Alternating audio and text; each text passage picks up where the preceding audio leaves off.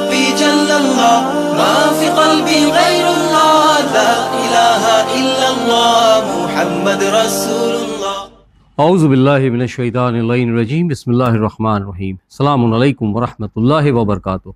আল্লাহর রহমান রহিমের নামের সঙ্গে আপনাদের সকলের মঙ্গল কামনা করে আপনাদের প্রিয় অনুষ্ঠান মাসাইল জিন্দেগি বাংলায় আমি রওশন আলী নাশাদ আপনাদের সকলকে স্বাগতম জানাই। আশা করি আপনারা সবাই ভালো আছেন, সুস্থ আছেন।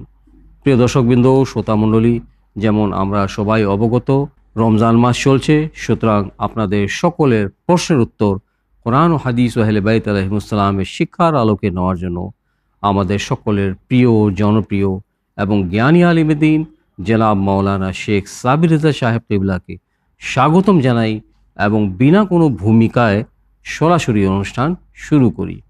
আজকের অনুষ্ঠানে আমি সর্বপ্রথম আপনাদের পাঠানো অডিও মেসেজ প্লে করব, তারপরে অনুষ্ঠানের শেষে আপনাদের পাঠানো টেক্সট মেসেজ পড়ার চেষ্টা করব। তো আসুন, আমাদের মাঝখানে রয়েছেন আমাদের প্রিয় মৌলানা সাহেব, ওনার স্বাগতম জানাই এবং সরাসরি অনুষ্ঠান শুরু করি।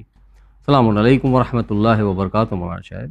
ওয়ালাইকুম আসসালাম ওয়া রাহমাতুল্লাহি ওয়া বারাকাতুহু। আশা করি মৌলানা সাহেব আপনি ভালো আছেন, সুস্থ আছেন সকলের দোয়ায়। আলহামদুলিল্লাহ, শুকরিয়া রওশন ভাই, আপনি কেমন আছেন? আলহামদুলিল্লাহ মৌলানা সাহেব, আমিও সকলের দোয়ায় এবং আপনার দোয়ায় এবং আল্লাহ রাব্বুল কারীমের মেহেরবানিতে ভালো আছি। আলহামদুলিল্লাহ, শুকরিয়া। মৌলানা সাহেব, যেমন আমরা সবাই অবগত যে আজ 20 মানে আপনার 20 রমজান মাসের তারিখ। তো আমি সর্বপ্রথম আপনাকে অনুরোধ জানাই যে আমাদের সকল দর্শকবৃন্দদের জন্য, ওনাদের জন্য আজকের যেটি দোয়া, সেই দোয়াটা পড়ার জন্য অনুরোধ করলাম আপনাকে। সঙ্গে আজকের দিনের বা আজকের সবের বা রাতের যেগুলো মানে আমাল আছে বা নামাজ আছে বা নফল এবাদত আছে, সেইগুলো যদি আপনি সংক্ষিপ্ত বলতেন তাহলে আমরা সবাই উপকৃত হতাম। সঙ্গে আরেকটি কথা, যে আজকের দিনের এই 20 বা 20 রমজান মাসের যেগুলো ঐতিহাসিক ঘটনা ঘটিত হয়েছিল ইসলাম জগতে, সেইগুলো যদি আপনি অল্প আরও বয়ান করতেন তাহলে আমাদের সকলের জ্ঞানে কিছু বৃদ্ধি হতো এবং আমরা সবাই উপকৃত হতাম। জাযাকাল্লাহ রওশন ভাই, আলহামদুলিল্লাহ, শুকরিয়া। আল্লাহ আমাদেরকে তৌফিক দান করেছেন। আমরা রমজান মাসের জি জি দুটি আশারা প্রায় পার করে নিয়েছি। জি জি জি আউয়ালুহু রাহমা, আওসাতুহু মাগফিরা ওয়া আখিরুহু ইতকুম মিনান নার। প্রথম 10 দিন রহমতের দিন, জি, দ্বিতীয় 10 দিন মাগফিরাত পাওয়ার দিন, আর তৃতীয় 10 দিন জাহান্নামের আগুন থেকে মুক্তি পাওয়ার দিন। আল্লাহ রাব্বুল আলামিন আমাদের সিয়াম ও কিয়ামকে কবুল করুন ইলাহি আমিন। এবং আশা করি আমরা আল্লাহর রহমতের প্রাপ্য হয়েছি এবং এই দ্বিতীয় আশারায় আল্লাহর মাগফিরাতের কামনা করি ইনশাআল্লাহ। আর তৃতীয় আশারা যেন আমাদের মুক্তির কারণ হয় ইনশাআল্লাহ। আসুন, যেমন রওশন ভাই বললেন, আজ পবিত্র রমজান মাসের 20 তারিখ। সুতরাং সর্বপ্রথম আমি আজকের দিনের দোয়া পড়ব ও তার ব্যাখ্যা করব। তারপরে আজকের রাত্রির বিশেষ আমাল, লাইলাতুল কদরের যে আমাল, তাছাড়া সাধারণ যে প্রতি রাত্রের নামাজ আছে তার উল্লেখ করব। তারপরে আজকের দিনের ইসলামিক ইভেন্টস বা ইতিহাস আপনাদের সামনে তুলে ধরব। তো আসুন সর্বপ্রথম আজকের দিনের দোয়া পড়ি ও তার তর্জমা করি। বিসমিল্লাহির রহমানির রহিম। আল্লাহুম্মা ইফতাহ লি ফীহি আবওয়াবাল জিনান ওয়া আগলিক আন্নি ফীহি আবওয়াবান নিরান ওয়া ওয়াফিকনি ফীহি লিতিলাওয়াতিল কুরআন ইয়া মুনজিলাস সাকিনাতি ফি কুলুবিল মুমিনিন। আল্লাহ রাব্বুল আলামিন আজ আমার জন্যে জান্নাতের দরজাকে খুলে দিন। ইফতাহ লি ফীহি আবওয়াবাল জিনান, জান্নাতের দরজা আমার জন্য খুলে দিন। ওয়া আগলিক আন্নি ফীহি আবওয়াবান নিরান, আর আমার তরফ থেকে জাহান্নামের সমস্ত দরজাকে বন্ধ করে দিন। আমার জন্য জাহান্নামের সমস্ত দরজাকে বন্ধ করে দিন। ওয়া ওয়াফিকনি ফীহি লিতিলাওয়াতিল কুরআন, হে আমার প্রতিপালক আল্লাহ রাব্বুল আলামিন আমাকে আজ অধিক থেকে অধিক তেলাওয়াতে কোরআনের তৌফিক দান করুন। ইয়া মুনজিলাস সাকিনাতে ফি কুলুবিল মুমিনিন, আয় মুমিনদের অন্তরকে শান্তি দানকারী, আমার মনকে শান্তি দান করুন। হে আমার প্রতিপালক আল্লাহ রাব্বুল আলামিন আমাদের সকলের পক্ষে আজকের দোয়াকে কবুল করুন। আমিন ইয়া রাব্বাল আলামিন। এবারে আজ 20 রমজান, তো দিনগত রাত হবে 21 রমজানের রাত। মনে রাখবেন 21 রমজান লাইলাতুল কদর রূপে আমরা জানি বা পরিচিত।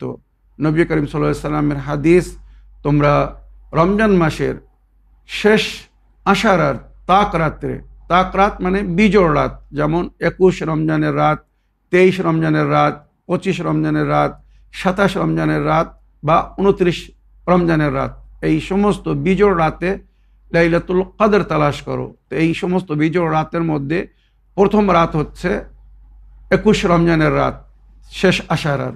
আর 19 রমজানের রাত্রে আমরা লাইলাতুল কদরের মতো আমাল এই জন্যে করি, ওই রাত্রে মাওলা আলী আলাইহিস সালাম সারা রাত জেগে আল্লাহর উপাসনা ও ইবাদতে কাটিয়েছিলেন। উনি আল্লাহর ওলি ছিলেন, আল্লাহর প্রিয় বান্দা ছিলেন। রাতের রহস্য ও মর্যাদা উনি জানতেন বলে উনি সারা রাত আল্লাহর উপাসনায় কাটিয়েছিলেন। তাই আমরা শিহানে আলী আহলে বাইতের চাহনেওয়ালা, মাননেওয়ালা আহলে বাইত যে কাজ করেছেন সেটা আমাদের জন্য আদর্শ বা সুন্নত বা আহলে বাইতের ইতাতে আমরা সেগুলো করে থাকি। তো আজকের রাত লাইলাতুল কদর, তো ইনশাআল্লাহ লাইলাতুল কদরের আমালও অতি সংক্ষিপ্তে আমি বলে দেবো, তারপরে শেষে আজকের দিনের ইসলামিক ইভেন্টস বা ইতিহাস তুলে ধরবো। তো 21 রমজানের রাত্রে সাধারণ যে নামাজ প্রতি রাত্রে আমরা পড়ি, সেই হিসাবে আজকের রাত্রে 8 রাকাত নামাজ পড়তে বলা হয়েছে। 21 রমজানের রাত্রে 8 রাকাত নামাজ, প্রতি রেখাতে সূরা আলহামদের পরে 10 বার সূরা তাওহীদ পড়তে হবে। মনে রাখবেন 2 রেখাত করে 4 বার পড়লে 8 রেখাত নামাজ হবে। প্রতি রেখাতে সূরা আলহামদের পরে 10 বার সূরা কুল আল্লাহু আহাদ পড়তে হবে।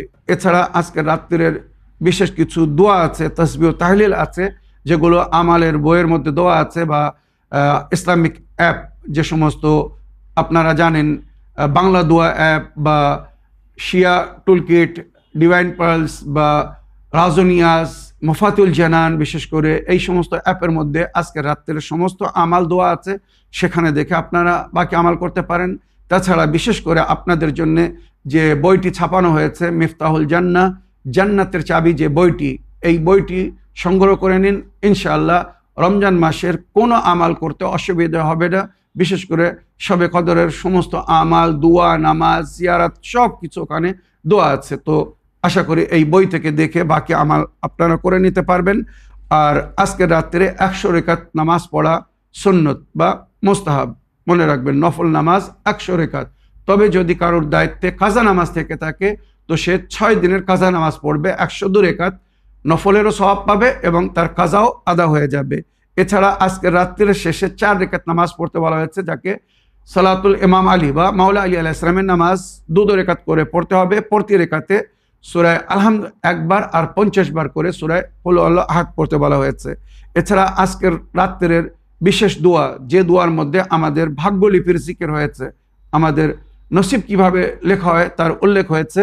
আল্লাহুম্মা ইন্নী আমসাইতু লাকা আবদান দাখিরান, এইভাবে দোয়াটি শুরু হয়েছে। এই দোয়াটি পড়ে তারপরে আল্লাহর কাছে নিজের জন্য বা নিজের পরিবার বা আত্মীয় স্বজনদের জন্য, সকলের জন্য দোয়া করবেন। ইমাম যায়নুল আবদিন আলাইহিস সালাম বলেছেন, লাইলাতুল কদর মানে শবে কদরের সুন্দর আমালের মধ্যে 100 বার আস্তাগফিরুল্লাহ রাব্বি ওয়া আতুবু ইলাই, এর আগে 70 বার আস্তাগফিরুল্লাহ ওয়া আতুবু ইলাই আপনারা বলেছিলেন। এবারে দ্বিতীয় তাসবিহ হবে আস্তাগফিরুল্লাহ রাব্বি। রব্বি শব্দটা এখানে বৃদ্ধি করা হয়েছে, আস্তাগফিরুল্লাহ রাব্বি ওয়া আতুবু ইলাই। আর 19 রমজান এবং 21 রমজানের রাত্রে আরও একটি জিকির করতে বলা হয়েছে, বিরত করতে বলা হয়েছে, সেটা হচ্ছে 100 বার মাওলা আলী আলাইহিস সালামের হত্যাকারীদের উপরে, কাতিলদের উপরে লানাত করতে বলা হয়েছে। এইভাবে আল্লাহুম্মা লান কাতালাতা আমিরাল মুমিনিন, আজকে রাত্রে আপনারা এইভাবে 100 বার বলবেন, আল্লাহুম্মা লান কাতালাতা আমিরাল মুমিনিন।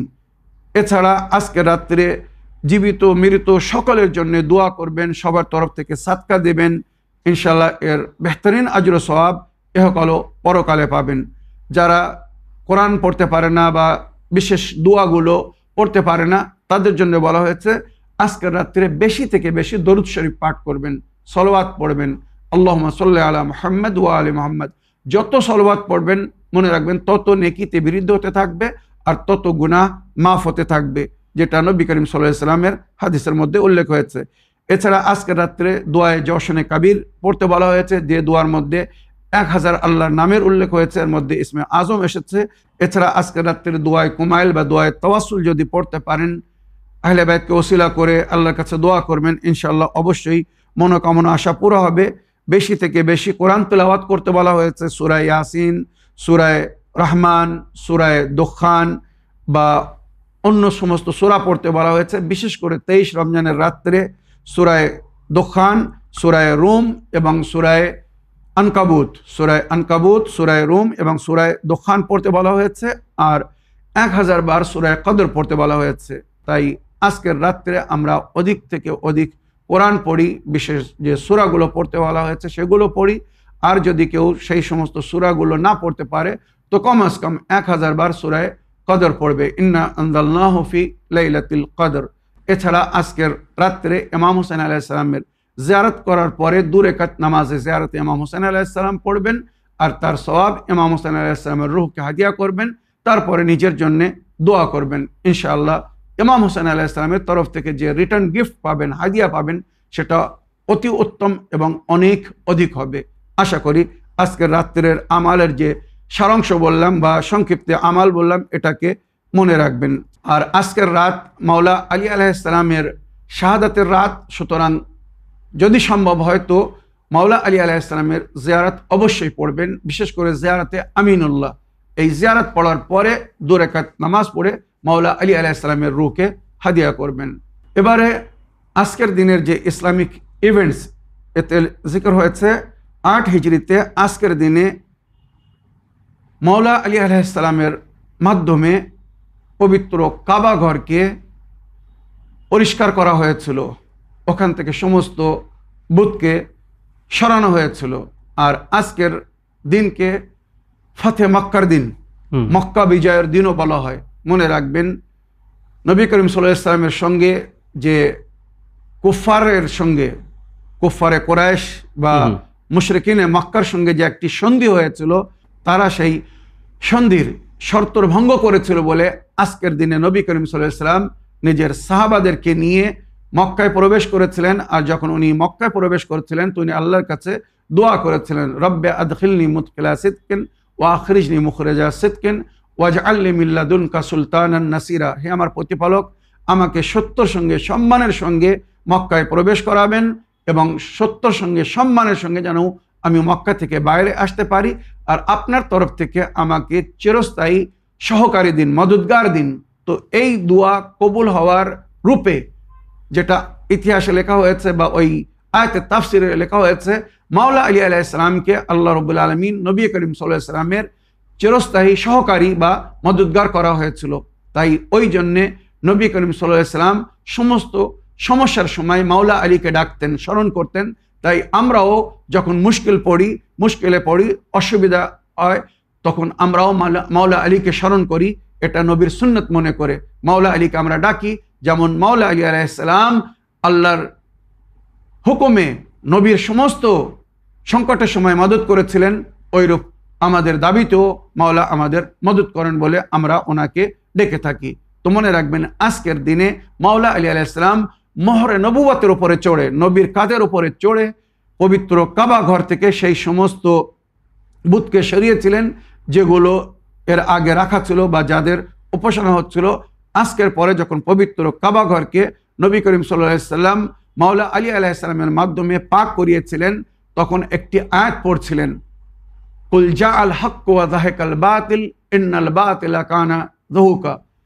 আমার নবী বলে দিন, এটা কিন্তু জিবরাইল আমিনের তরফ থেকে ওনাকে বলা হয়েছিল যে আপনি এইভাবে বলুন, কুল জাআল হক ওয়া যাহাকাল বাতিল, হক এসে গেছে, এবার বাতিলকে যেতে হবে বা বাতিলকে সরতে হবে।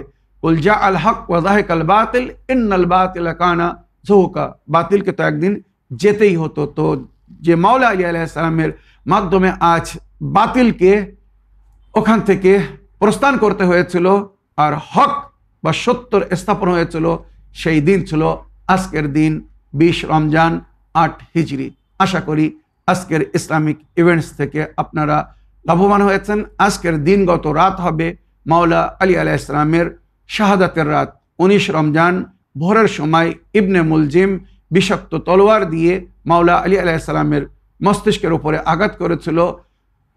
আবু ওবাইদা নামক চিকিৎসক কবিরাজ আপ্রান্ত চেষ্টা করেছিলেন মাওলাকে বাঁচানোর জন্যে, কিন্তু ওনাকে বাঁচাতে পারেননি। আর আজকের রাত্রের ভোরের সময় মাওলা আলী আলাইহিস সালাম এই দুনিয়া থেকে পর্দা নিয়েছিলেন, যেখানে জিবরাইল আমিন আওয়াজ দিয়েছিল, ওয়াল্লাহি লাকাদ তাহাদ্দামাত আরকানুল হুদা কাদ কতিলা ইবনু আম্মিল মুস্তাফা। খোদার কসম, আজ হেদায়েতের সুতুনকে, স্তম্ভকে ভেঙে ফেলা হয়েছে, ভেঙে দেওয়া হয়েছে। মাওলা আলী আলাইহিস সালামের মস্তিষ্কের উপরে যে তলোয়ারের আঘাত মেরেছিল, মাওলা আলী আলাইহিস সালামের মাথা ফেটে গিয়েছিল। তাই জিবরাইল বলছে, আজ হেদায়েতের স্তম্ভকে ভেঙে দেওয়া হয়েছে। ওয়াল্লাহি লাকাদ তাহাদ্দামাত আরকানুল হুদা কাদ কতিলা ইবনু আম্মিল মুস্তাফা। মুস্তাফার চাচাতো ভাই, মানে ওনার ভাই আলীকে আজ কতল করা হয়েছে। ইন্না লিল্লাহ ওয়া ইন্না ইলাইহি রাজিউন, রাদান বিকাদাহি ওয়া তাসলিমান লিআমরি। আল্লাহুম্মা লান কাতালাতা আমিরাল মুমিনিন। খোদায়া, আমিরাল মুমিনিন আলী ইবনে আবি তালিব আলাইহিস সালামের সমস্ত কাতিরিনদের উপরে আপনার অভিশাপ হোক, যারা মাওলা আলীকে হত্যা করার জন্য ষড়যন্ত্র করেছিল। আল্লাহর অভিশাপ বা আল্লাহর লানাত হোক তাদের সকলের উপরে। তো এবারে সময় হচ্ছে আপনাদের পাঠানো অডিও মেসেজ প্লে করার। দেখি শুনি কোথা থেকে কে কি জানার ইচ্ছুক বা কার কি প্রশ্ন। আসসালামু আলাইকুম ভাইজান, আমি বর্ধমান জেলা থেকে বলছি, খায়রুন্নিসা। ভাইজান, এই কালকের শুক্রবার এপিসোডে আমি বলেছিলাম যে শনি রবিবার নামাজটা বলে দিবেন। আলহামদুলিল্লাহ আপনি বলে দিয়েছেন।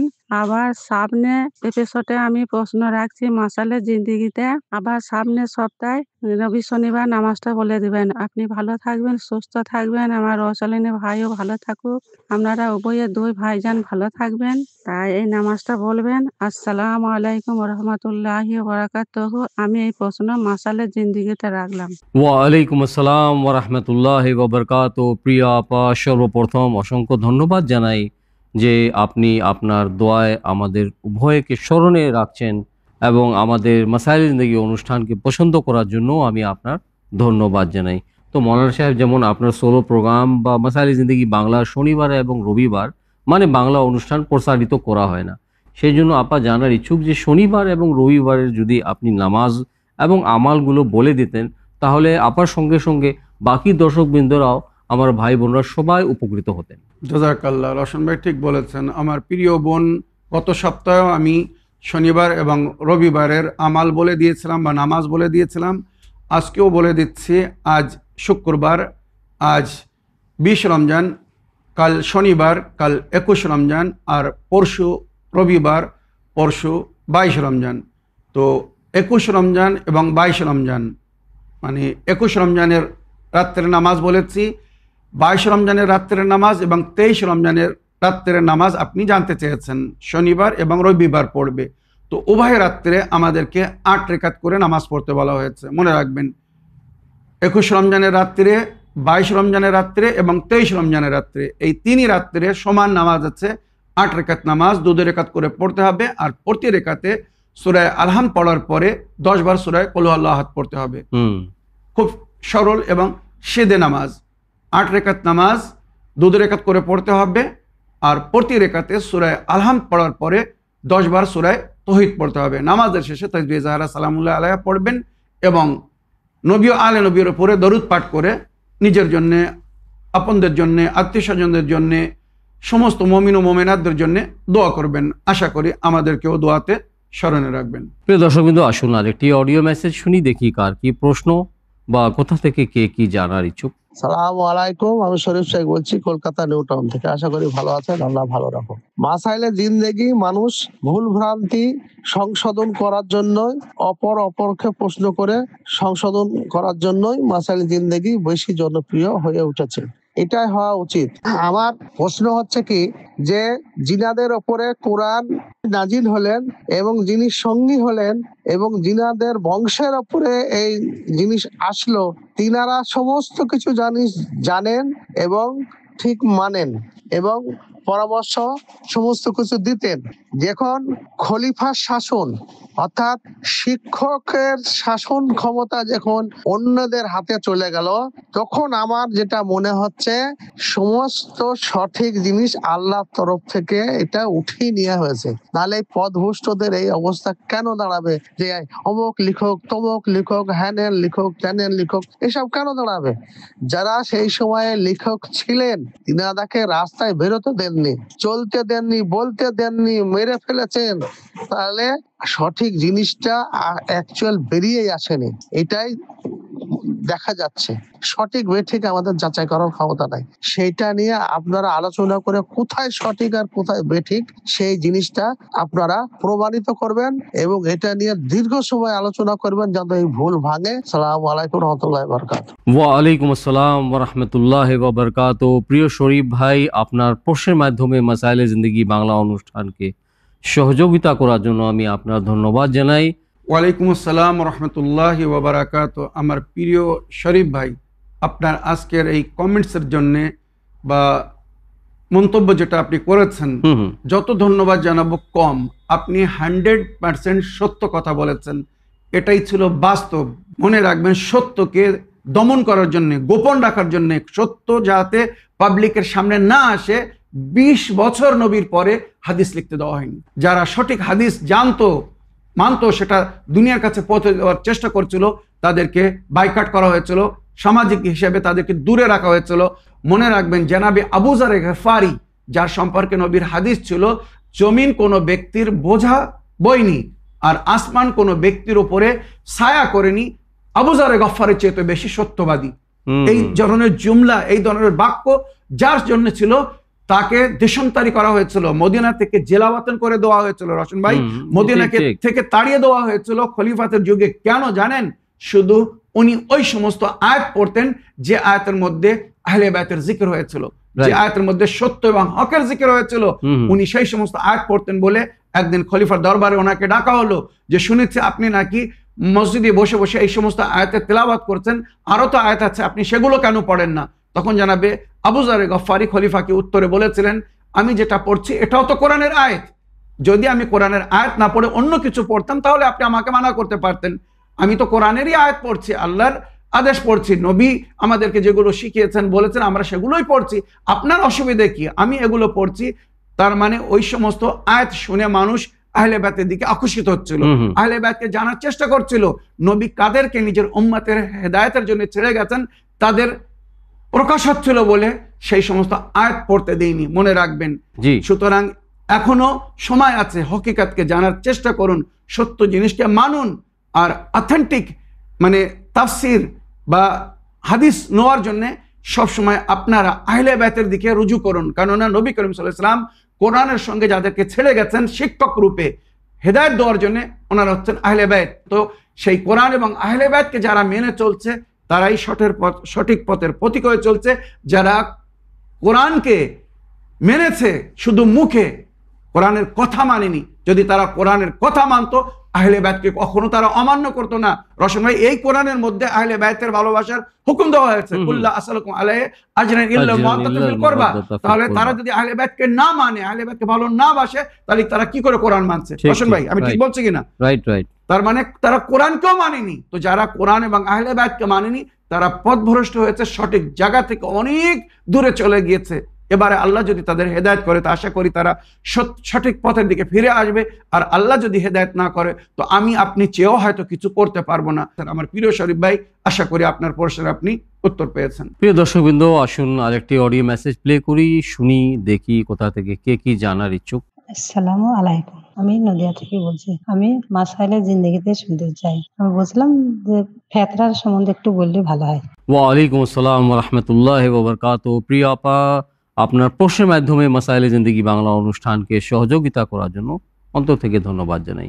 ফেতরা সম্পর্কে জানার ইচ্ছুক যে ফেতরা কিভাবে দিতে হবে, কতটুকু পরিমাণ দিতে হবে এবং কখন বা কবে দিতে হবে। জাযাকাল্লাহু খায়র। ওয়ালাইকুম আসসালাম রাহমাতুল্লাহি ওয়া বারাকাতুহু। আমার প্রিয় বোন, ফেতরা আমাদেরকে দিতে বলা হয়েছে ঈদের চাঁদ রাত থেকে নিয়ে ঈদের নামাজের আগ পর্যন্ত, মানে ঈদের দিনে জওয়াল মানে জোহরের আজানের আগ পর্যন্ত আমাদেরকে ফেতরা আদায় করে দিতে বলা হয়েছে। পার হেড মানে মাথা পিছু 1 সা মানে 3 কেজি। এখানে আমার মুসলমান ভাইদের, সাধারণ মুসলমান ভাইদের মধ্যে আর ফিকে আহলে বাইতের মধ্যে একটু পার্থক্য আছে। তানারা বলে 1 মুদ মানে 750 গ্রাম, 1.25 কিলো ফেতরা দিতে হবে। এটা কিন্তু ফেতরা না, এটা হচ্ছে ফিদিয়া। যদি কোনো ব্যক্তি রোজা না রাখতে পারে, রোজা রাখতে সক্ষম না অসুস্থতার কারণে, বা গর্ভধারী নারী সে যদি রোজা না রাখতে পারে, বা কেউ যদি রসন ভাই কোনো শারীরিক অসুবিধার কারণে রোজা রাখতে পারছে না, বৃদ্ধ হয়ে যাওয়ার কারণে রোজা রাখতে পারছে না, এদের জন্য বলা হয়েছে প্রতি রোজার বদলে 1 মুদ আম দিতে হবে, মানে 1.25 কিলো আনাজ, মানে 750 গ্রাম আনাজ দিতে হবে আল্লাহর পথে। এদের রোজা মাফ হয়ে যাবে। মনে রাখবেন এটা ফিদিয়া, এটা কিন্তু ফেতরা না। রোশন ভাই, ফেতরা আর ফিদিয়ার মধ্যে পার্থক্য আছে। উম্মাত ফিদিয়াকে ফেতরা করে দিয়েছে, ফেতরা কিন্তু আলাদা। নবীর হাদিস আলা কুল্লি ফারদিন মানে সমস্ত ব্যক্তির উপরে 1 সা সোয়াদ আলিফ আইন, সা মানে 3 কিলো পরিমাণকে সা বলা হয় আরবি ভাষায়, মনে রাখবেন। তো 1 সা মানে 3 কিলো চাল, আটা, গম, খেজুর, কিশমিশ ইত্যাদি প্রধান খাদ্য, যেটা এলাকার প্রধান খাদ্য, 3 কেজি পার হেড দিতে হবে। আর যদি কেউ এর মূল্য দিতে চায়, মনে করুন 3 কিলো আটার দাম, 3 কিলো চালের দাম, বা 3 কিলো গমের দাম যদি কেউ দিতে চায় দিতে পারবে।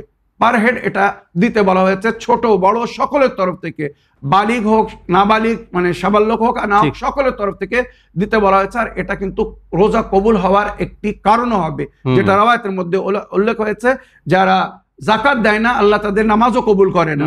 তো ঈদের নামাজ পড়তে যাওয়ার আগে জাকাত দিতে বলা হয়েছে। কাদ আফলাহা মান তাযাক্কা ওয়া যাকারা ইসমা রাব্বিহি ফাসাল্লা, সূরা আলার মধ্যে যেটা উল্লেখ হয়েছে যে তারাই সফলগামী হয়েছে, তারাই সফলতা পেয়েছে যারা জাকাত দিয়েছে, তারপরে আল্লাহর জিকির করার জন্য নামাজ পড়ে। আশা করি ফিতরা কিভাবে দিতে হবে বা কখন দিতে হবে বুঝতে পেরেছেন। প্রিয় দর্শকবৃন্দ, আসুন আরেকটি অডিও মেসেজ শুনি, দেখি কার কি প্রশ্ন। আসসালামু আলাইকুম, আমি মাসাইলের জিন্দেগিতে শুনতে চাই। আমি প্রতিদিনের যে সাদগা দিই, মানে 2 টাকা 5 টাকা করে, সেই পয়সাটা দিয়ে আমি যদি এই রোজার মাসে কাউকে কোনো কাপড় কিনে দিতে চাই, হবে কি? ওয়ালাইকুম আসসালাম ওয়া রাহমাতুল্লাহি ওয়া বারাকাতুহু। প্রিয় আপা বা বোন, প্রশ্নের মাধ্যমে মাসাইলে জিন্দেগি বাংলা অনুষ্ঠানকে সহযোগিতা করার জন্য অন্তর থেকে আপনার ধন্যবাদ জানাই। উনি জানার ইচ্ছুক যে উনি প্রত্যেক দিন একটা নিয়মিত টাকা সাদকা হিসেবে জমা করছেন। জি, এখন সময় আসার পরে বা ঈদের আগে বা ঈদের দিন যদি এই টাকাগুলো দিয়ে কাউকে যদি কাপড় কিনে দিতে চান, সেটা কি শরীয়ত অনুমতি দিয়েছে? ওয়ালাইকুম আসসালাম ওয়া রাহমাতুল্লাহি ওয়া বারাকাতুহু। আমার প্রিয় বোন, অবশ্যই আপনি এটা করতে পারেন। সাদকার পয়সা, সরাসরি পয়সাও কাউকে দিতে পারেন, বা ওই পয়সা দিয়ে যদি কোনো দ্রব্য কিনে, মনে করুন পানাহারের কোনো জিনিস কিনে, বা যেমন আপনি বললেন পোশাক কিনে, শাড়ি কিনে কোনো মহিলাকে দিতে পারেন, বা লুঙ্গি কিনে কোনো পুরুষ গরিব মানুষকে দিতে পারেন, পাঞ্জাবি পায়জামা কিনে কোনো ব্যক্তিকে দিতে পারেন, প্রয়োজনীয় ব্যক্তিকে দিতে পারেন, অবশ্যই দিতে পারেন, কোনো অসুবিধা নেই। শরিয়াতে এ বিষয়ে অনুমতি দেওয়া হয়েছে। প্রিয় দর্শকবৃন্দ, আসুন আরেকটি অডিও মেসেজ প্লে করি। আসসালামু আলাইকুম মাওলানা সাহেব, রওশন আলী ভাইজান, দুজনকে আমার সালাম রইলো।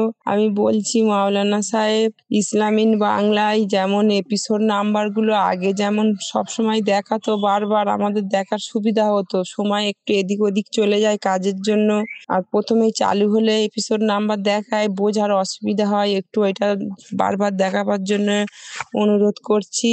আর বলছি মাওলানা সাহেব, হজরত আলী আলাইহিসসালামের এপিসোড নাম্বারগুলো কত, যেগুলো আপনি ওনার মাওলার ফজিলাতগুলো বললেন, শুনলাম। মাওলার ফজিলাত শুনলে খুশিতেই আমরা কাঁদি, আপনি যখন বলেন খুব আনন্দিত হয়ে।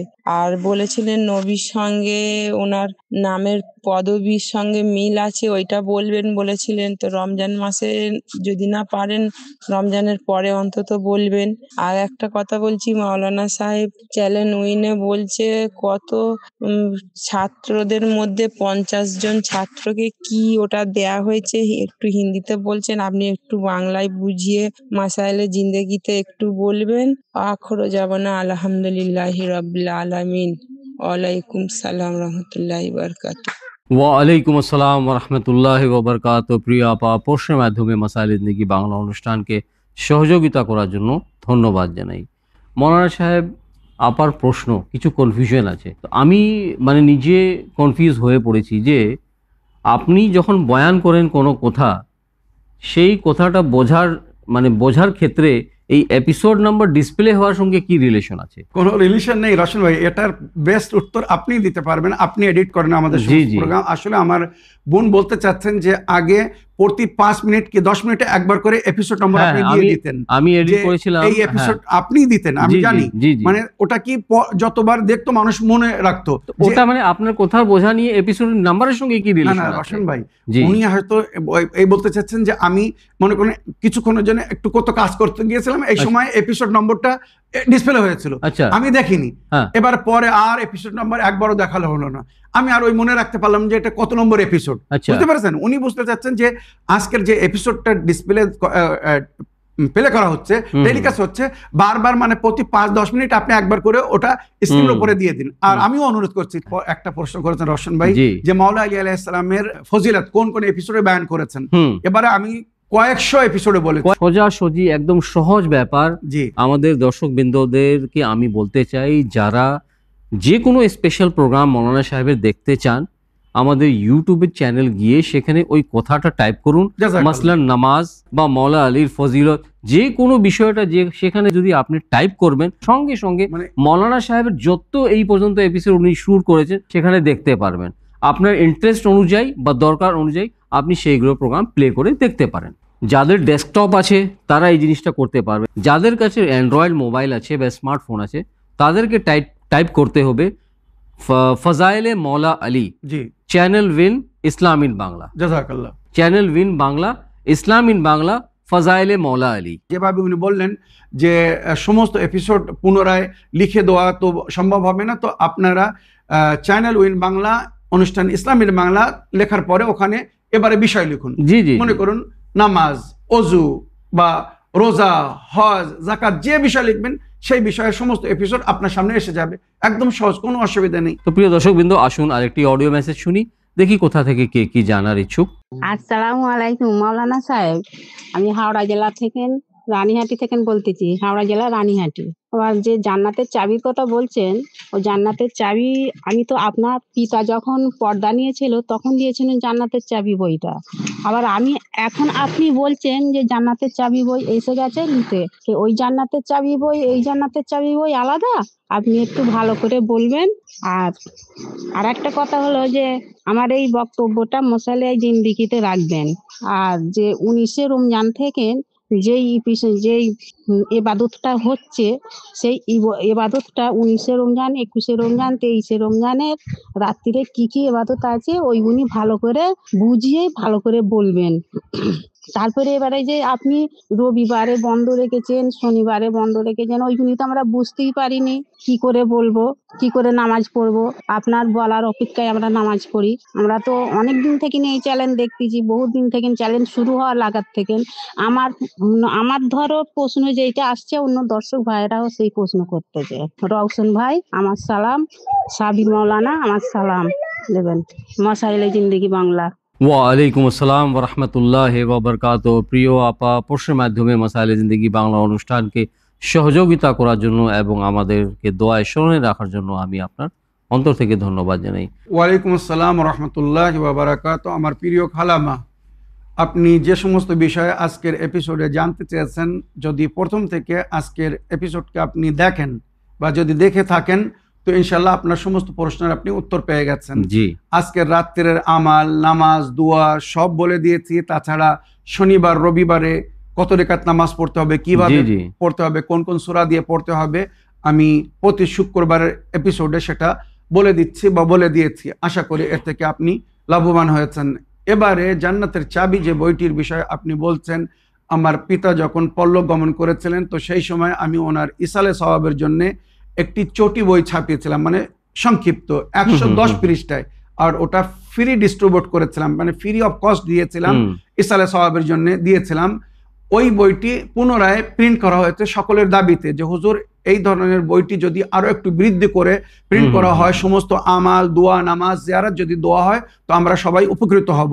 তো সেই জন্য সকলের দাবিতে বা প্রয়োজনকে মনে করে বর্তমান যে জান্নাতের চাবি বইটি ছাপানো হয়েছে 576 পৃষ্ঠা, ওটা ছিল 110 পৃষ্ঠা, তাহলে কত বৃদ্ধি করা হয়েছে এবারে ভেবে দেখুন। এখন যেটা ছাপানো হয়েছে এটা 576 পৃষ্ঠা। এই বইয়ের মধ্যে দৈনিক, সাপ্তাহিক, মাসিক, বার্ষিক বা সারা বছরের সমস্ত দিনের দোয়া, নামাজ, আমাল, জিয়ারাত ইত্যাদি সব দোয়া আছে। কোনো মমিন বা মোমেনার কাছে যদি এই বইটি থাকে তো সারা বছরের আমালের জন্য আমার মনে হয় তার কোনো অসুবিধা হবে না বা অন্য কোনো বইয়ের প্রয়োজন হবে না। সমস্ত দর্শকদের জন্য বলছি, আপনারা জান্নাতের চাবি বইটি যদি নিতে চান তো স্ক্রিনের উপরে যে নম্বরগুলো দেওয়া হচ্ছে এনাদের সঙ্গে যোগাযোগ করে যত শীঘ্র সম্ভব বইটি সংগ্রহ করে নিন, কেননা ফুরিয়ে যাওয়ার পরে আবার পুনরায় আমরা কবে প্রিন্ট করতে সক্ষম হব তার কোনো ওয়াদা করতে পারছি না।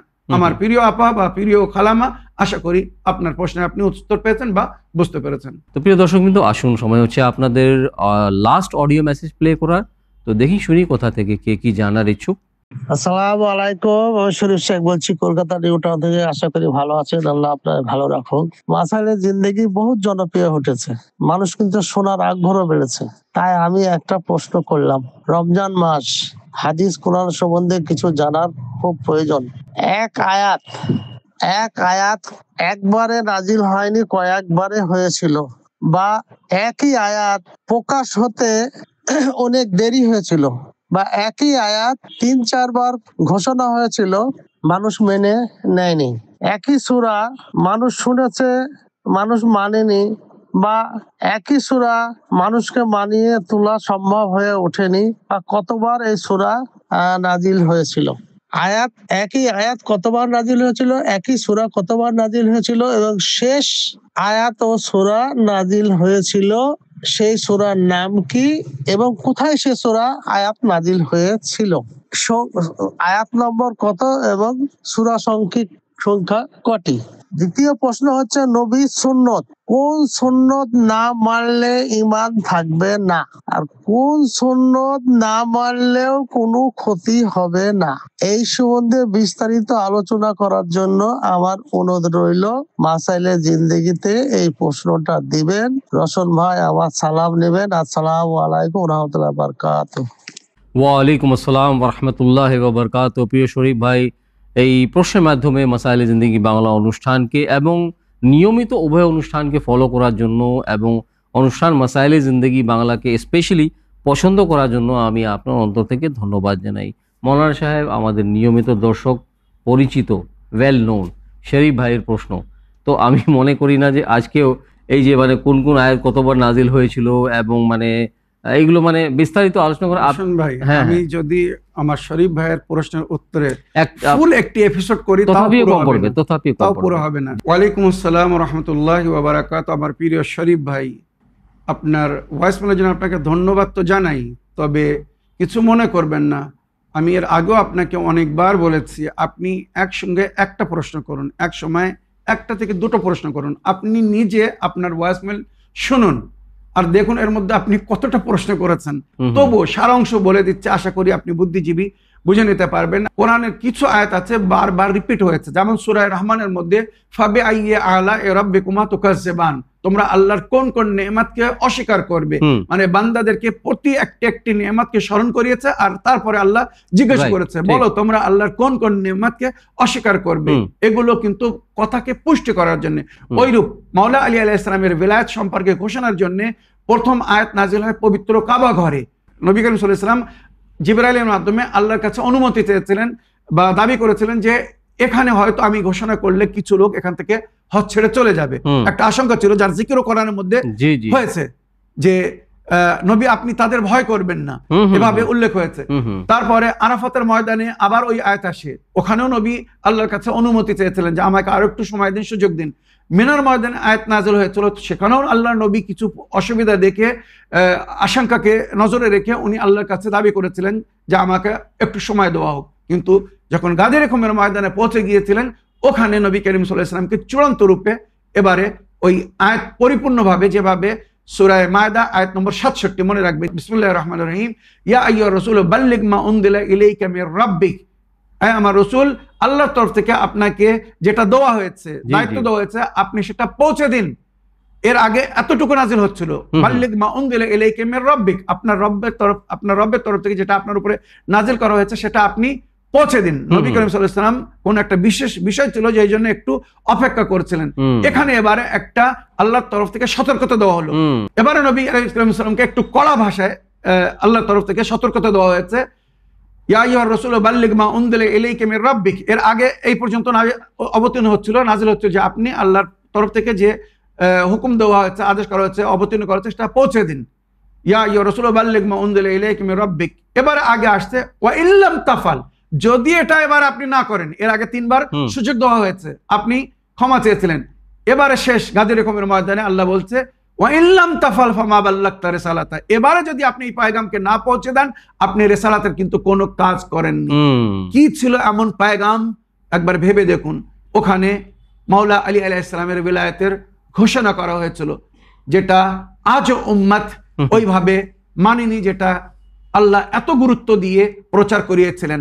যখন মাওলা আলী আলাইহিস সালামের বিলায়াতের ঘোষণা হয়ে গিয়েছিল, তারপরে এই সূরার আয়াত নম্বর 3 তুলে দেখুন, আল-ইয়াওমা আকমালতু লাকুম দীনাকুম ওয়া আতমামতু আলাইকুম নি'মাতি ওয়া রাদিতু লাকুমুল ইসলামা দীনা। সূরা মায়দা সূরা নম্বর 5 আয়াত নম্বর 3। আজ আমি তোমাদের জন্য দ্বীনকে পরিপূর্ণ করলাম, আমার নেয়ামতকে তোমাদের উপরে সমাপ্ত করলাম, আর এই দ্বীনে ইসলামকে তোমাদের জন্য পছন্দ করলাম। যে দ্বীনে ইসলামের ভিতরে মাওলা আলী আলাইহিস সালামের ওয়ালায়াত নেই, সে দ্বীনে ইসলাম কিন্তু পছন্দিত না। যখন মাওলা আলী আলাইহিস সালামের ওয়ালায়াতের ঘোষণা হয়ে গেল, তখন আল্লাহ রাব্বুল আলামিন ওই দ্বীনকে নিজের বান্দাদের জন্য পছন্দ করেছিলেন। নবী করিম সাল্লাল্লাহু আলাইহি ওয়াসাল্লামের কোন সুন্নাতকে পালন করলে আর কোন সুন্নাতকে পালন না করলে অসুবিধা নেই, আপনি এ বিষয়ে জানতে চেয়েছেন, তো মনে রাখবেন নবী করিম সাল্লাল্লাহু আলাইহি ওয়াসাল্লাম যে সমস্ত আমাদেরকে নফল নামাজের জন্য বলেছেন, নফল রোজার জন্য বলেছেন, নফল হজের জন্য বলেছেন, নফল অন্য সমস্ত দান খয়রাতের জন্য বলেছেন, যদি এগুলো আমরা না করি তো এর জন্য আমাদেরকে কোনো সাজা দেওয়া হবে না, শাস্তি দেওয়া হবে না। কারণ এগুলো নবী করিম সাল্লাল্লাহু আলাইহি ওয়াসাল্লাম নিজের প্রতিপালককে খুশি করার জন্য করেছিলেন। আল্লাহর তরফ থেকে যেটা আদেশ করা হয়েছিল সেটা ফরজ, ওয়াজিব, এটা করতেই হবে। কিন্তু নবী নিজের প্রতিপালককে খুশি করার জন্য যেগুলো করেছিলেন, তো সেই বিষয়ে নিজের উম্মতকে, বান্দাদেরকে, আল্লাহর বান্দাদেরকে বলেছিলেন, যদি তোমরা এগুলো করতে পারো তোমাদের মঙ্গল, ভালো করো, আর যদি না করতে পারো তোমাদের কাছে কোনো প্রশ্ন উত্তর হবে না। কিন্তু নবী করিম সাল্লাল্লাহু আলাইহি ওয়াসাল্লামের যে সুন্নাতকে যদি আমরা ফলো না করি, না মানি, তো আমাদের দিন ভ্রষ্ট হয়ে যাবে, দিন নষ্ট হয়ে যাবে। সেটা হচ্ছে নবীর কথা মতো নবীর আহলে বাইতকে ভালোবাসতে হবে। লা তুকবাল আমালুল উম্মাহ ইল্লা বিওয়ালায়াতিন আহলিল বাইত, উম্মতের কোনো আমাল কবুল হবে না আহলে বাইতের ওয়ালায়াত ছাড়া, আহলে বাইতের ভালোবাসা ছাড়া। তো এই সুন্নাতকে যদি কেউ পালন না করে, মানে নবীর আহলে বাইতকে যদি না ভালোবাসে, না মানে, তো তাদের কোনো নেকি, কোনো আমাল, কোনো নামাজ, কোনো রোজা, কোনো দোয়া, কোনো হজ কবুল হবে না। আর নফল যেগুলো নবী করেছেন, যদি কেউ না করতে পারে, তার জন্য তার কোনো শাস্তি বা সাজা হবে না। তো প্রিয় দর্শকবৃন্দ, আসুন, সময় হচ্ছে আপনাদের পাঠানো টেক্সট মেসেজ পড়ার। তো দেখি শুনি কোথা থেকে কে কি জানার ইচ্ছুক। আসসালামু আলাইকুম, আমি হুগলি জেলা থেকে সুলতানা বিবি বলছি। 1 মাসে 2 বার মাসিক হলে যে গোসল করতে হয়, ওটা একবার আমাকে বলে দিন। আমি এই প্রশ্নের উত্তরটি মাসাইলে জিন্দেগিতে দেখতে বা শুনতে চাই। ওয়া আলাইকুম আসসালাম ওয়া রাহমাতুল্লাহি ওয়া বারাকাতুহু। প্রিয় আপা বা বোন, প্রশ্নের মাধ্যমে মাসাইলে জিন্দেগি বাংলা অনুষ্ঠানকে সহযোগিতা করার জন্য অন্তর থেকে ধন্যবাদ জানাই। ওয়ালাইকুম আসসালাম ওয়া রাহমাতুল্লাহি ওয়া বারাকাতুহু। আমার প্রিয় আপা বা বোন, আপনি একটি সুন্দর বিষয় জানার জন্য প্রশ্ন করেছেন। 1 মাসে যদি ঋতুপাত দেখা যায় 2 বার, 1 মাসে যদি 2 বার মাসিক বা ঋতুপাত দেখা যায়, তো এর মধ্যে একটা হবে হায়েজ আর দ্বিতীয়টি হবে ইস্তেহাজা। মনে রাখবেন, 1 মাসে 2 বার হায়েজ আসতে পারে না। একবার যেটা আপনি নিয়মিত পিরিয়ড, মনে করুন প্রতি মাসের প্রথম সপ্তাহে, কি প্রতি মাসের দ্বিতীয় সপ্তাহে, কি প্রতি মাসের তৃতীয় সপ্তাহে, আপনি কয়দিন, 2 দিন, 3 দিন, 4 দিন, 5 দিন কি 7 দিন আপনি ঋতুপাত দেখেন, তো এটাকে হায়েজ গণ্য হবে। এই যে প্রথম সপ্তাহে ঋতুপাত দেখছেন প্রতি মাসের, এটাকে হায়েজ বলা হয়। এছাড়া এবারে মনে করুন 10 দিন পরে কি 15 দিন পরে হঠাৎ সামান্য ঋতুপাত দেখা যাচ্ছে, তো ওটাকে হায়েজ বলা হয় না, ওটাকে বলা হয় ইস্তেহাজা। আর ইস্তেহাজা 3 প্রকারের হয়: ইস্তেহাজায়ে কলিলা, ইস্তেহাজায়ে মুতাওয়াসসিতা আর ইস্তেহাজায়ে কাসিরা। ইস্তেহাজায়ে কলিলা যদি হয়, সামান্য, মানে ঋতু লজ্জাস্থানের বাইরে আসছে না, সেক্ষেত্রে আপনাকে শুধু অজু করতে হবে, গোসলের কোনো প্রয়োজন নেই। এটাকে ইস্তেহাজায়ে কলিলা বলে। ইস্তেহাজায়ে মুতাওয়াসসিতা মানে মিডিয়াম, যেটা ঋতু হয়তো সামান্য বাইরে দেখা যাবে, প্যাটকে টাচ করবে, কিন্তু অধিক না, অনেক না, এটাকে বলে মুতাওয়াসসিতা। তো ইস্তেহাজায়ে মুতাওয়াসসিতা যদি হয়, তো সারা দিনের জন্য একটা গোসল করতে হবে। মনে করুন সকালে আপনি একটা গোসল করলেন, গোসলে ইস্তেহাজা করিতেছি তার থেকে শহীদ করবাতেন আল্লাহ, এইভাবে যদি গোসল করে নেন, তো ওই গোসলে আপনি সারাদিনে নামাজ পড়তে পারবেন বা রোজা রাখতে পারবেন। মনে রাখবেন, ইস্তেহাজার অবস্থায় নামাজ রোজা মাপ নেই। হায়েজের অবস্থায় নামাজকে মাফ করা হয়েছে বা রোজা ওই সময় ছেড়ে দিতে হবে, পরে কাজা করতে হবে। কিন্তু ইস্তেহাজায় নামাজ রোজা মাপ নেই। ইস্তেহাজায় কলিলা হলে শুধু ওযু যথেষ্ট, মুতাওয়াসসিত হলে সারাদিনের জন্য একটা গোসল করে নিতে হবে সকালবেলা। সারাদিন ওই গোসলে আপনি নামাজ পড়তে পারবেন বা রোজা রাখতে পারবেন। আর ইস্তেহাজায় কাসিরা মানে ঋতুপাত অনেক বেশি দেখা যাচ্ছে, হায়েজের মতো প্রায়। তো এক্ষেত্রে বলা হয়েছে প্রতি নামাজের আগে, মানে সকালের নামাজের আগে, ওইরূপ জোহর আসরের নামাজের আগে এবং মাগরিব এশা নামাজের আগে 3টি আপনাকে গোসল করতে হবে। সকালের নামাজের জন্য একটা গোসল, জোহর আসরের জন্য একটা গোসল, আর মাগরিব এশার জন্য একটা গোসল। যদি জোহর আসর আপনি একসঙ্গে পড়েন, যেটা আমরা পড়ে থাকি, যদি আপনি 2 নামাজের মধ্যে ডিস্টেন্স করেন, গ্যাপ করেন, মনে করুন জোহর পড়ছেন আউয়ালে ওয়াক্তে আর আসর পড়ছেন অনেক পরে, 2-3 ঘন্টা পরে, তখন কিন্তু আপনাকে আসরের জন্য পুনরায় গোসল করতে হবে। একই পার্টিতে জোহর পড়ার পরে যদি আসরের নামাজ পড়েন, তো সেক্ষেত্রে একটি গোসল যথেষ্ট হবে জোহর এবং আসরের জন্য। ওইরূপ মাগরিব এবং এশার জন্য একটি গোসল যথেষ্ট হবে। এটা হচ্ছে ইস্তেহাজার হুকুম। আর হায়েজের হুকুম হচ্ছে আপনার হায়েজের পিরিয়ড মনে করুন 4 দিন বা 5 দিন। তো ওই পিরিয়ড পুরো হওয়ার পরে এবারে যখন ঋতুপাত পরিপূর্ণভাবে বন্ধ হয়ে যাবে, তারপরে আপনাকে গোসলে হায়েজ করতে হবে, হায়েজের গোসল করতে হবে। কলে নলে গোসল করলে আমি গোসলে হায়েজ করিতেছি বা হায়েজের গোসল করিতেছি, তারতিবের সহিত কুরবাতুন আল্লাহ। যদি খালে বিলে বা নদীতে পুকুরে ডুব মেরে গোসল করেন, তো আমি হায়েজের গোসল করিতেছি ইলতিমাসের সহিত কুরবাতুন আল্লাহ, এইভাবে বলে পুকুরে ডুব মেরে গোসল করতে হবে। তবে তার আগে শরীরকে ভালো করে পাক করতে হবে, পোশাক যদি নাপাক থাকে সেগুলোকে পাক করতে হবে। আশা করি আপনি বুঝতে পেরেছেন কিভাবে উভয়ে পিরিয়ডের সময়, মানে হায়েজ এবং ইস্তেহাজার সময় গোসল করতে হবে বা আল্লাহর ইবাদত করতে হবে। প্রিয় দর্শকবৃন্দ, আসুন অনুষ্ঠানের শেষ টেক্সট মেসেজ পড়ি, দেখি কোথা থেকে কে কি জানার ইচ্ছুক বা কার কি প্রশ্ন। সালামুন আলাইকুম মৌলানা সাহেব, রোশন আলী ভাই, আশা করি আল্লাহর রহমতে আপনারা উভয়ে ভালো আছেন। আমার নাম রফিক আলী, উত্তর লখিমপুর আসাম থেকে বলছি। আমার প্রশ্ন, যদি কেউ প্রত্যেক দিন যে কোনো কাজের বা চাকরির জন্য 200 কিলোমিটারের কাছাকাছি যাত্রা বা সফর করে এবং উভয় শহর বা গ্রাম তার নিজের দেশ বা জন্মস্থান না, তো এই ক্ষেত্রে কি এই ব্যক্তির জন্য রোজা মাপ এবং নামাজ ফরাদা হবে না কি হবে? শরীয়ত এই বিষয়ে কি বলে? আমি আমার এই প্রশ্নের উত্তর মাসাইলে জিন্দেগি বাংলাতে শুনতে চাই। আল্লাহুম্মা সাল্লি আলা মুহাম্মদ ওয়া আলি মুহাম্মদ। ওয়া আলাইকুম আসসালাম ওয়া রাহমাতুল্লাহি ওয়া বারাকাতুহু। প্রিয় রফিক ভাই, প্রশ্নের মাধ্যমে মাসাইলে জিন্দেগি বাংলা অনুষ্ঠানকে সহযোগিতা করার জন্য অন্তর থেকে ধন্যবাদ জানাই। একটি বলা যায় যে কমন প্রশ্ন, উত্তর দিয়েছেন, তথাপিও মানুষের একটি মানে কনফিউশন থাকে যে একটি জায়গায় মানুষ বসবাস করছে, ওই জায়গাটা তার জন্মস্থান না, সেই জায়গা থেকে নিয়ে অন্য কোনো জায়গায় ডেইলি বেসিসে ট্রাভেল করা হচ্ছে 200 কিলোমিটার বা 200 কিলোমিটার আশেপাশে বা তার বেশি বা কম। তো উনি জানার ইচ্ছুক যে এই ক্ষেত্রে এই যে ডেইলি বেসিসে যে ট্রাভেল করা হয় অ্যারাউন্ড 200 কিলোমিটার, তো নামাজ কি কাসর হবে এবং রোজাটা কি রাখতে হবে কিনা, বা তার জন্য কি মাফ হওয়ার কি কোনো অপরচুনিটি আছে কি? ওয়ালাইকুম আসসালাম ওয়া রাহমাতুল্লাহি ওয়া বারাকাতুহু। আমার প্রিয় রফিক ভাই, আপনি সুন্দর প্রশ্ন করেছেন। আপনি যাদের সম্পর্কে বা যার সম্পর্কে প্রশ্ন রেখেছেন, আমি তার জন্য বলবো ওই ব্যক্তি শরীয়তের ভাষায় কাসিরুস সফর গণ্য হয়। কাসিরুস সফর মানে যে ব্যক্তি প্রতিদিন সফরে, তার কাজ, মনে করুন অনেক সময় ড্রাইভার যারা ট্রেন চালায় বা বাস চালায়, বিভিন্ন গাড়ি চালায়, প্রতিদিন তারা যাতায়াত করছে, কয়েকশো কিলোমিটার যাতায়াত করছে, তো এদের পেশা হচ্ছে সফরে। বা হকার যারা সফরে বিক্রি করে, ট্রেনে বাসে বিক্রি করে, তাদের কাজ হচ্ছে সফরে। তো এটাকে শরীয়তের ভাষায় বলে কাসিরুস সফর।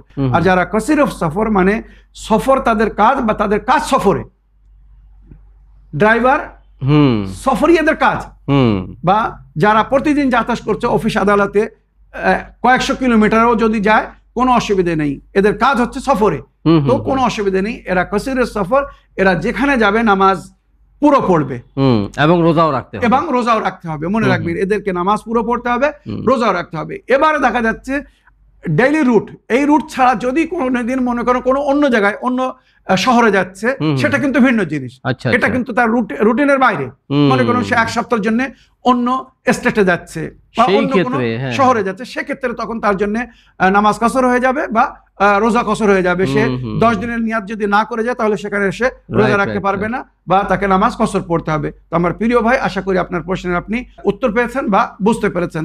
অতি সুন্দর মৌলানা সাহেব। আমার সকল দর্শক বিন্দুদের তরফ থেকে এবং স্টুডিওর তরফ থেকে এবং আমি পার্সোনালি আমার তরফ থেকে আপনার ধন্যবাদ জানাই যে আজকের অনুষ্ঠানটাও খুব সুন্দর হয়েছে।